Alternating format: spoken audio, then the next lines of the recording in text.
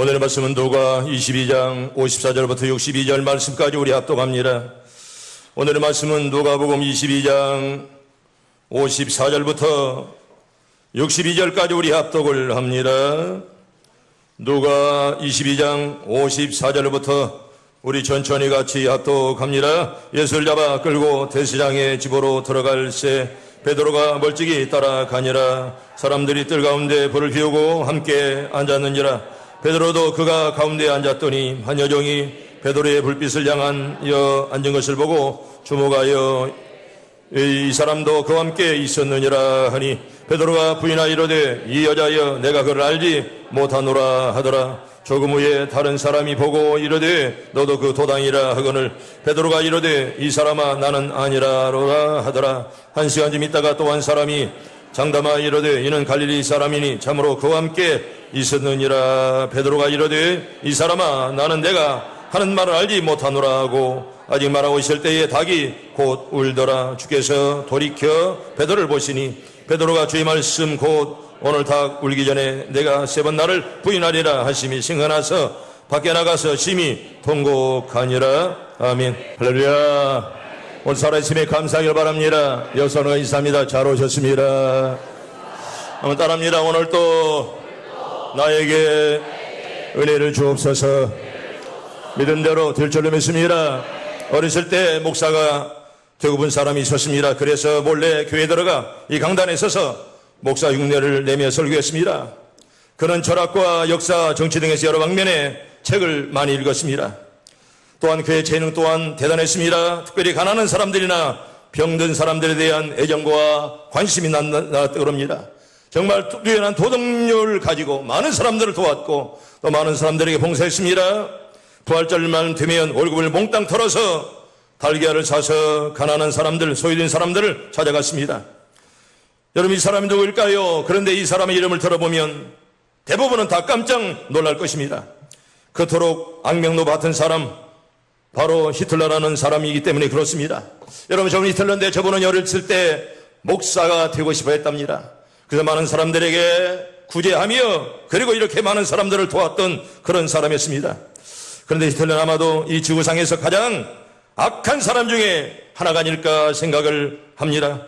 그런데 그의 삶 가운데 이런 의로운 생활이 있었다는 얘기는 참으로 놀라울 따름인 것입니다. 성도 여러분, 사람은 누구나 양면성이 다 있습니다. 더구나 그 양면성이 변한다는 것입니다.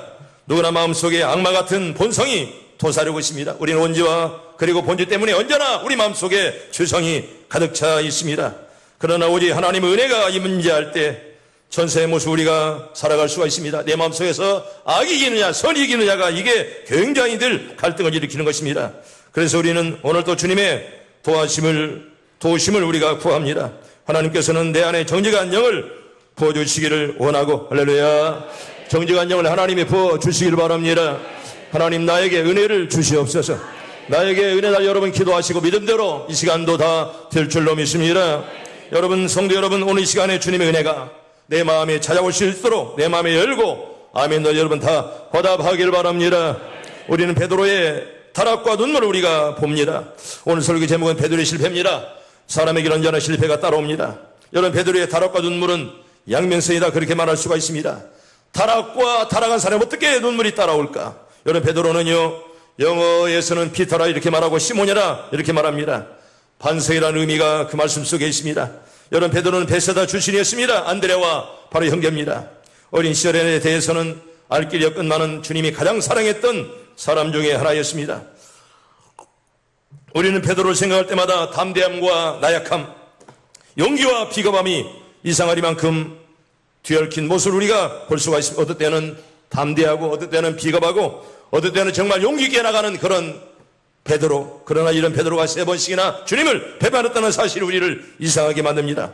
어떨 때는 우리를 감탄하게 할 정도로 용기 있는 행동 아니었습니까? 주위 사람들에게 놀라울 정도로 담대한 용기를 가졌습니다. 주의 만찬상에서 너희 중에 한 사람 나를 팔리라 말할 때 베드로가 말합니다. 나는 죽어도 주님을 따르겠습니다.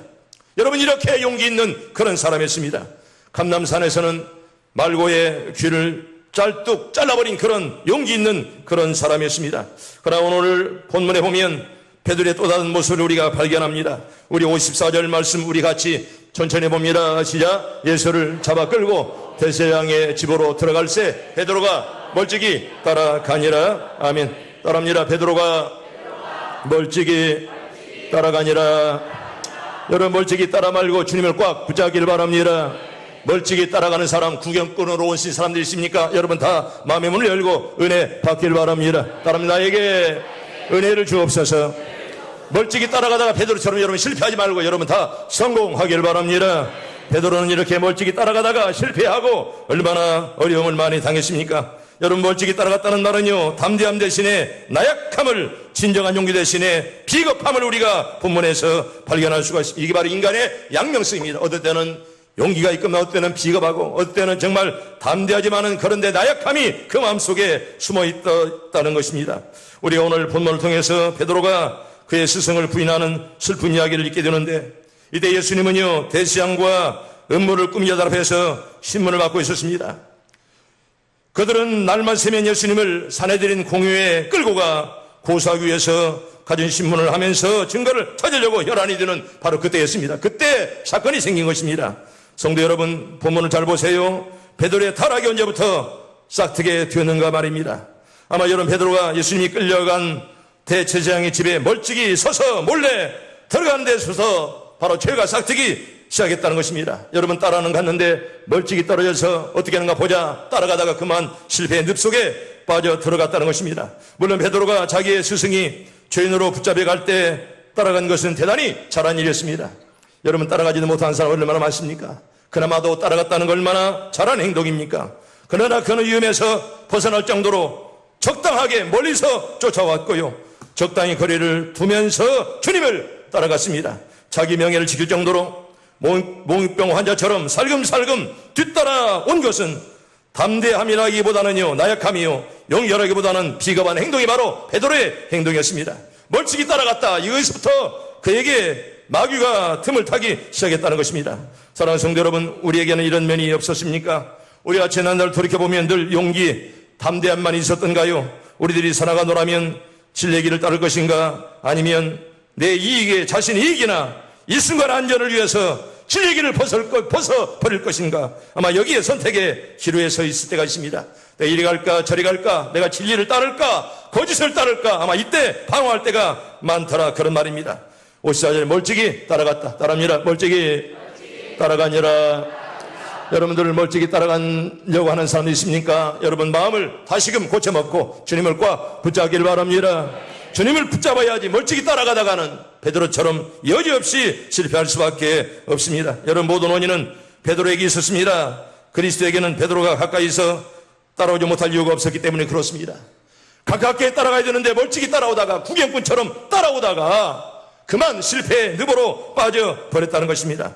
멀찍이 따라간 원인이 몇 개 있습니다. 하나는요, 인간적인 두려움 때문에 그에게 멀찍이 따라갈 수밖에 없었다는 말입니다. 여러분 두려움이란 닻에 걸려 베드로는 그만 겁장이가 되고 말았습니다. 잡히면 나도 저렇게 될 텐데, 나도 저렇게 끌려갈 텐데, 아마 그런 두려움 때문에 베드로는 멀찍이 적당한 거리를 두고 주님을 따라갔습니다. 군사들의 검과 몽치들도 베드로의 용기를 여지없이 꺾고 말았습니다. 두 번째로 베드로의 행동은 다소 사랑이 부족한 그런 것 때문에 멀찍이 따라갈 수밖에 없었습니다. 물론 그때도 베드로는 그리스도를 정말 사랑했습니다. 아마 주님이 그 마음을 모를 리가 없습니다. 그렇지만은 그래서 사랑하기에 주님을 따라간 것이 틀림이 없건만은, 그러나 주님이 어려운 환경에 처했을 때 계속해서 주님 곁에 붙어있을 정도는 되지 못했다는 것입니다. 좀 더 강한 사랑이 있었더라면 그렇게 비겁하게 행동은 하지 않았을 것입니다. 좀 더 뜨거운 마음이 있었더라면 주님 멀찍이 따라가지는 않았을 것입니다. 성도 여러분, 오늘 또 이렇게 멀찍이 따라온 분이 거들랑 주님 나에게 용기를 주어서 주님을 꽉 붙잡는 은혜를 주시옵소서. 여러분 그렇게 기도하길 바랍니다. 멀찍이 따라가다가 베드로처럼 시험 들고 고통에 처할 수가 있습니다. 여러분 세 번째는 믿음이 약해진 것도 또 다른 원인이 될 수가 있었습니다. 여러분 예수님은 베드로가 믿음이 결코 실패하지 않을 것을 바라셨는데, 베드로는 예수님이 잡힌 후에 마음의 한 구석에 의심이 생겼습니다. 여러분 의심은 뭡니까? 의심은 내 마음의 믿음을 갉아먹는 좋은 말입니다. 여러분, 우리에게 믿음은 성령이 주건만은 의심은 마귀가 줘요. 할렐루야. 성령을 받길 바랍니다. 성령 충만하길 바랍니다. 의심은 마귀가 주지만은 성령은, 이제 우리에게 믿음은 하나님이 우리에게 주는 줄로 믿습니다. 다 좋은 믿음 갖길 바랍니다. 우리 성경 볼까요? 우리 마태복음 14장 우리 31절 자막에 전체를 봅니다. 시작. 예수께서 즉시 손을 내밀며 그를 붙잡으시며 이르시되 믿음이 적은 자여 왜 의심하였느냐 하시고, 아멘. 믿음이 적은 자여 왜 의심하였느냐, 우리 주시는 그런 메시지가 아니겠습니까? 믿음이 적은 자여. 여러분, 적은 자들이 말 큰 자들 다 되기를 바랍니다. 큰 자들들로 여러분 기도하시고, 믿음이 적은 자여 왜 의심하였느냐, 나에게 오늘도 나에게 큰 믿음 나눠 여러분 꼭 기도하기를 바랍니다. 또 하나 마가복음 21장 23절 봅니다. 시작. 내가 진실로 너희에게 이르노니 누구든지 이 산더러 들리어 바다에 던지지라 하며 그 말하는 것이 이루어질 줄로 믿고 마음에 의심하지 아니하면 그대로 되리라. 아멘. 따라합니다. 그대로 되리라. 여러분 다 믿음대로 될 수 있길 바랍니다. 소원들이 이루어지길 바랍니다. 병마가 물러가길 바랍니다. 믿음대로 되리라 이렇게 말씀했습니다. 나에게 저 믿음을 주시옵소서. 여러분 꼭 그렇게 기도하길 바랍니다. 또 하나 로마서 4장 20절, 21절, 22절 석절 봅니다. 시작. 믿음이 없어 하나님의 약속을 의심하지 않고 믿음으로 견고하여서 하나님께 영광을 돌리며 약속하신 그것을 또한 능히 일수를 확신하였으니 그러므로 그것이 그에게 의로 여겨졌느니라. 아멘. 여러분들 좋은 믿음들 갖길 바랍니다. 나에게 믿으라. 여러분 꼭 기도하시고, 약한 자여 이렇게 여러분 그런 말 듣지 마시고, 믿음이 큰 자여 이런 음성 여러분 다 듣길 바랍니다. 네 번째는요, 세상이 휩쓸린 마음이 때로는 멀찍이 따라가는 이유가 된다는 것입니다. 오늘 새벽에도 말씀드릴 것만은 두 마음을 품은 자들 절대로 주님을 따라갈 수가 없습니다. 먼저 성경 볼까요? 마가복음 6장 24절 봅니다. 시작. 한 사람이 두 주인을 섬기지 못할 것이니 공리를 미워하고 저를 사랑하거나 공리를 중히 여기고 저를 경히 여김이라. 너희가 하나님과 재물을 겸하여 섬기지 못하느니라. 아멘. 한 사람이 두 주인을 섬기지 못한다. 재물과 하나님을 겸하여 섬기지 못한다. 이렇게 말합니다. 여러분 절대로 두 주인을 섬길 수 없습니다. 주님 따라가려면 주님 따라가고 세상 따라가려면 세상 따라가야지 하나님과 세상을 동시에 섬길 수가 없다. 그런 말입니다. 에베소 6장 24절을 보면 우리 따라합니다. 자막이 없습니다. 따라합니다. 우리 주 예수 그리스도를 변함없이 사랑하는 모든 자에게 뭐가 있을지어다? 은혜가 있을지어다. 아멘. 여러분 다 은혜가 충만하길 바랍니다. 은혜가 넘치길 바랍니다. 은혜가 있어야지. 은혜가 떨어져 버리면 그 뭐됩니까 그거. 여러분 오늘 또 말씀 받을 때마다 은혜가 넘치게 주시옵소서. 여러분 그렇게 기도하길 바랍니다. 여러분 변함없이 사랑하는 자의 은혜가 있다 이렇게 말씀을 하십니다. 어떤 신자들은요 세상에서 적당히 엔조이하면서 신앙생활을 이렇게 하는 거야 약삭받은 자도 있지 않습니까? 여러분 예수님과 세상을 동시에 섬길 수가 없습니다. 왜냐하면 한 사람이 두 주인을 섬길 수 없기 때문에 그렇습니다. 성도 여러분, 베드로는 멀찍이 예수님을 따르다가 끝내는 그리스도를 3번씩이나 부인하는 가정스러운 죄악에 빠지고 말았습니다. 여러분 본문 보세요. 베드로는 그의 선생 바로 곁에 있어야 될 처지였음에도 불구하고 종들이 뜰 가운데 불을 피운 모닥불 옆에서 같이 몸을 쭈그리고 앉아 있었습니다. 우리 성경 본문의 56절부터 우리 59절까지 우리 천천히 같이 봅니다. 시작. 한 여종이 베드로의 불빛을 향하여 앉은 것을 보고 주목하여 이르되 이 사람도 그와 함께 있었느니라 하니 베드로가 부인하여 이르되 여자여 내가 그를 알지 못하노라 하더라. 조금 후에 다른 사람이 보고 이르되 너도 그 도당이라 하거늘 베드로가 이르되 이 사람아 나는 아니라 하더라. 한 시간쯤 있다가 또 한 사람이 장담하여 이르되 이는 갈릴리 사람이니 참으로 그와 함께 있었느니라. 아멘. 거기까지 봅니다. 여러분 여기 본문에 보면 이제 한 여종이 이제 당신도 이제 베드로 사람이 이제 갈릴리 사람 아니냐 이렇게 물어봅니다. 베드로가 말합니다. 나는 절대로 그를 알지 못한다 이렇게 말하고 여러분 여기 58절에 봐도 조금 후에 또 다른 사람이 와서 말합니다. 너도 그 도당이라 말할 때 베드로가 말합니다. 나는 갈릴리 사람이 아니라 나는 모른다 이렇게 말하고요. 또 59절에 봐도 한 시간 있다가 또 한 사람이 와서 이렇게 말합니다. 그때 베드로가 나는 그를 알지 못한다 이렇게 말할 때 뭐가 울더라? 닭이 울더라 이렇게 말씀을 합니다. 여러분 주님께서 미리 말씀하셨잖아요. 닭 울기 전에 네가 3번 나를 부인다고 그런 말을 들었건만은 끝내 베드로는 주님을 부인하고 말았습니다. 마태기자는 26장에 보면 마태복음에서 이렇게 말합니다. 먼저 베드로가 주님을 부인했습니다. 모든 사람 앞에. 그리고 두 번째는 맹세하고 또 부인했고요. 세 번째는 저주하며 맹세까지 하면서 베드로가 그렇게 주님을 부인했습니다. 여러분, 이렇게 베드로는 실패의 사람이었습니다. 주님이 그렇게 사랑했건만은 주님의 뜻을 저버리고 끝내 이제 주님을 부인하는 그런 실패의 자리에까지 빠지고 말았습니다. 60절 볼까요? 60절 제가 봅니다. 60절. 베드로가 이르되 이 사람아, 나는 네가 하는 말을 알지 못하노라 하고 아직 말하고 있을 때 닭이 어떻게 울더라? 곧 울더라. 여러분, 영어 성경에는 에스순에스, 닭이 울자마자, 이렇게 닭이 울자마자 베드로의 그 순간에 베드로가 주님을 부인했다는 그런 말입니다. 여러분, 세 번역에 보면 베드로의 말이 채 끝나기도 전에 바로 이렇게 닭이 울었다 이렇게 말씀하고요. 또 공동번역에 보면 아직 베드로의 말이 끝나기 전에 이렇게 닭이 우는노라 이렇게 말씀을 하고, 또 영성에 보면 while he was still speaking, 너 칼 크루, 이 말은 무슨 말이냐? 여러분, 아직 베드로가 말하고 있을 때, 막 그때 말도 끝나기 전에 닭이 울었다 그런 말입니다. 여기 바로 크루라는 말은 이제 과거형입니다. 닭이 울었다는 것입니다. 다시 말하면 닭이 자기 말하고 베드로가 주님을 부인하는 그 순간에, 그 찰나에 바로 닭이 울었도라 이렇게 우리에게 말씀을 하고 있습니다. 여러분, 이건 바로 영국식 발언입니다. 각연. 미국에서는 이제 수탉을 루스터라 이렇게 말하고 영국에서는 칵이라 이렇게 말씀을 합니다. 베드로가 다시 정신을 차렸습니다. 그가 정신을 되찾은 것이 얼마나 다행스러운지 모르겠습니다.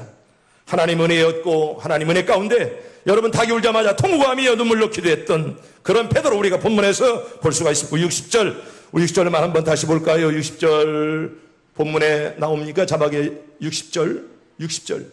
우리 60절 제가 봅니다. 베드로가 이르되 이 사람아, 나는 네가 아직 말을 알지 못하노라고 아직 말하고 있을 때에 따라합니다. 닭이 곧 울더라. 여러분, 이렇게 베드로가 주님을 부인하는 그 순간에 닭이 울었다는 것입니다. 닭소리를 듣고 얼마나 놀라서 깜짝 놀라 울며 통곡하며 주님 앞에 기도했습니다. 여러분, 이렇게 그 마음이 뜨거워지니 닭소리만 듣고도 통곡했던 그런 베드로였습니다. 여러분, 61절에 보면 주께서 돌이켜 베드로를 돌아보셨노라 이렇게 말합니다. 그런 베드로를 주님이 바라보았다는 것입니다. 이 장면은 다른 복음서에서는 나타나지 않건만은 참으로 놀라운 장면임에 틀림이 없습니다. 우리는 지금 이 광경을 조금은 이해를 해야 됩니다. 예수님은 지금 비록 베드로에게는 등을 돌리시고 신문을 받고 계셨건만은 예수님께서 베드로가 하는 일을 모를 리가 없습니다. 베드로가 주님을 부인한 그 사건을 우리 주님이 모를 리가 없습니다. 모두 다 알고 계셨습니다. 그리고 3번씩이나 주님을 부인했습니다. 베드로가 그리스도를 부인했을 때 그리스도도 그를 포기하고 다시는 그를 안 볼 수 있었고, 아버지 앞에서도 그를 모른다고 할 수가 있겠건만은 예수님은 끝까지 그 비급장이에게 그 베드로를 주님이 끝내 예수님은 포기하지 않았습니다. 어떻게 보면 얼마나 베드로가 참 얄미운 사람이겠습니까? 3번씩이나 당신을 부인했어도 우리 주님은 끝까지 베드로를 버리지 아니하시고 그를 바라보노라 이렇게 우리에게 말씀을 하십니다. 성도 여러분, 이는 하나님의 보호하심이 완전함을 의미하는 것입니다. 참 우리 하나님은요, 당신의 자녀가 괴로울 때, 슬플 때, 환난을 당할 때, 또 시험을 당할 때도 절대로 여러분 버리지 않으시고 끊임없이 보호하시는 하나님이심을 꼭 믿길 바랍니다. 하나님 나를 지키신다. 여러분, 시편 우리 121편 우리 4절에도 이렇게 말합니다. 봅니다. 시작. 이스라엘을 지키시는 이는 졸지도 아니하시고 주무시지도 아니하리로다. 아멘. 따라합니다. 이스라엘을 지키시는 이는 졸지도 아니하시고 주무시지도 아니하리로다. 믿어지면 아멘. 주님 오늘도 여러분과 함께 하기를 바랍니다. 그리고 예수님은 베드로를 돌아보셨습니다. 주께서 베드로를 돌이켜보시니 이렇게 말합니다. 이게 바로 사랑의 눈길이었습니다. 왜냐하면 베드로가 지금 입술로는 그리스도를 부인하고 있건만은 그 마음과 눈만은 여전히 당신을 향해 있었다는 것을 예수님이 모를 리가 없었다는 것입니다. 베드로 방금 전에 대단히 중대한 죄를 지었음에도 그리스도는 그를 끊임없이 바라보았고 그를 부끄러워하거나 그 죄를 폭로하지 아니했습니다. 그를 부르지 아니하시고 단지 돌아보았노라 이렇게 말씀을 합니다. 이건 베드로 외에는 아무도 의미를 알 수 없는, 그래서 베드로도 주님의 눈길을 보면서 주님 나를 정말 사랑하는구나, 아마 그런 뜨거운 마음을 그가 알고 있었을 것입니다. 어떤 눈길이었을까? 저 저는요 깨닫게 하는 그런 눈길이었습니다. 베드로야, 정말 나를 모르냐? 내 얼굴을 보렴. 그리고 네 마음을 다시 한번 말해보렴. 이렇게 말씀하시듯 예수님은 베드로를 돌아보았습니다. 여러분, 정말 베드로를 깨닫게 하시려고 주님이 바라보았다는 것입니다. 두 번째로, 그건 꾸짖는 눈길이었습니다. 예수님은 베드로를 돌아보면서 아마 약간은 찡그렸을 것입니다. 약간은 불쾌감을 가졌을 것입니다. 너 그렇게 장담하더니 나를 3번씩 부인해. 아마 그런 마음으로 주님께서 베드로를 바라보았습니다. 성도 여러분, 우리가 죄를 지었을 때 우리를 돌보시는 예수님의 환한 얼굴을 절대로 여러분 잊어서는 안 됩니다. 주님께서 내가 아름답게 믿음으로 살면 기뻐하시건만은 내가 죄를 지으면 주님이 화를 낸다는 그런 사실입니다. 성도 여러분, 하나님의 소원을 이루는 교회, 우리 교회 오래 펴옵니다. 따라합니다. 하나님의 소원을 이루는 교회, 우리 모두 하나님의 소원들을 다 이루기를 바랍니다. 하나님께서는 우리가 믿음으로 살 때 기뻐하시는데 죄를 지으면 하나님께서 슬퍼하시고 얼굴을 찡그린다는 그런 사실입니다. 세 번째로, 주님의 눈길은 훈계하며 그리고 질책하는 그런 눈길이었습니다. 베드로야, 이게 무슨 일이냐? 나를 위해 네가 증인되어야지. 오히려 나를 모른다고 그래?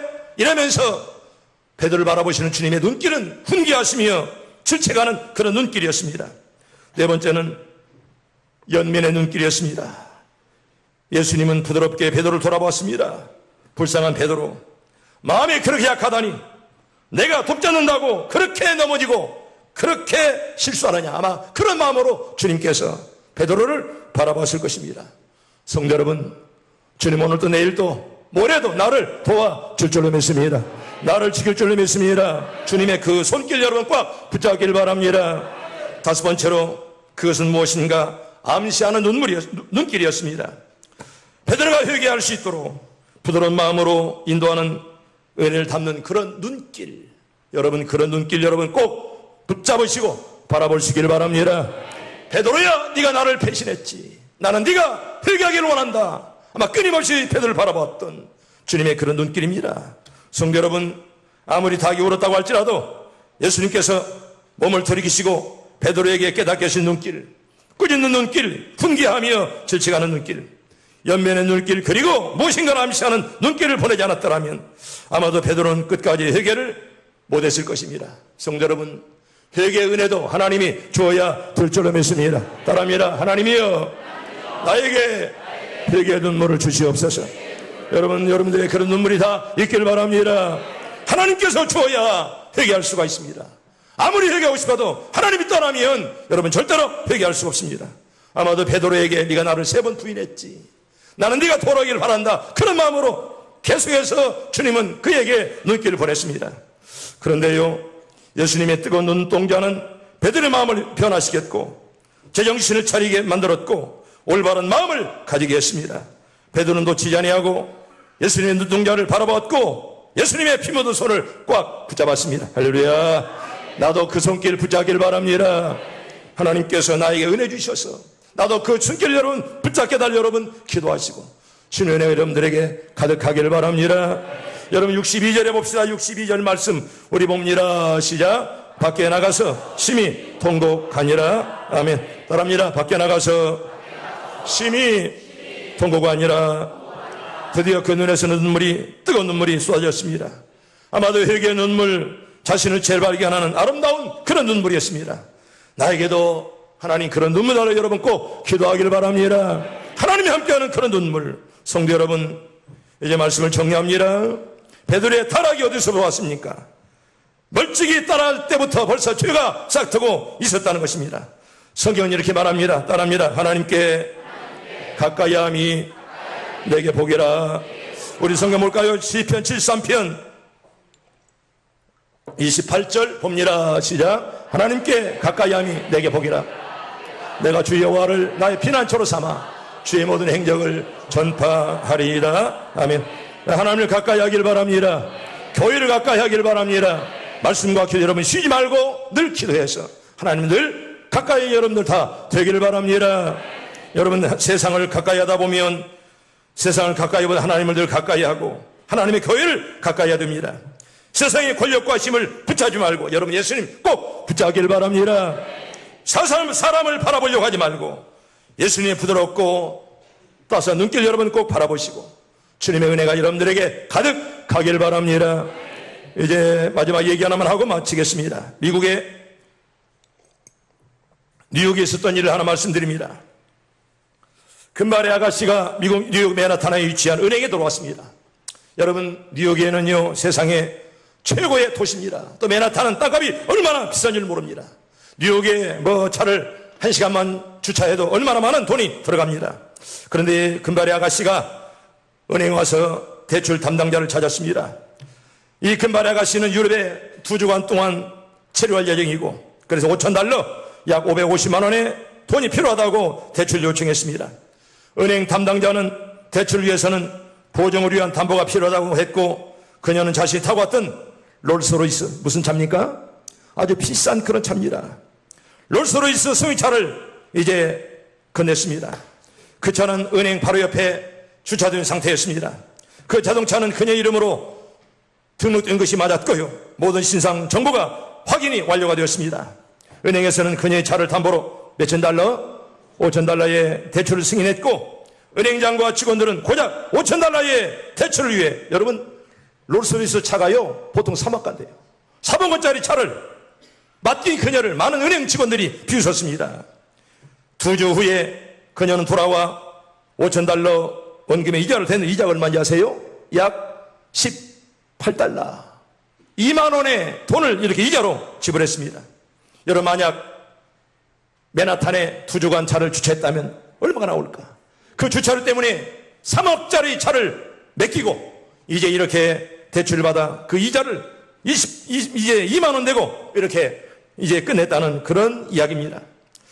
그래서 대출 담당 물었습니다. 아가씨, 우리는 정확한 날짜에 돈을 갚아주는데 대단히 참 감사합니다.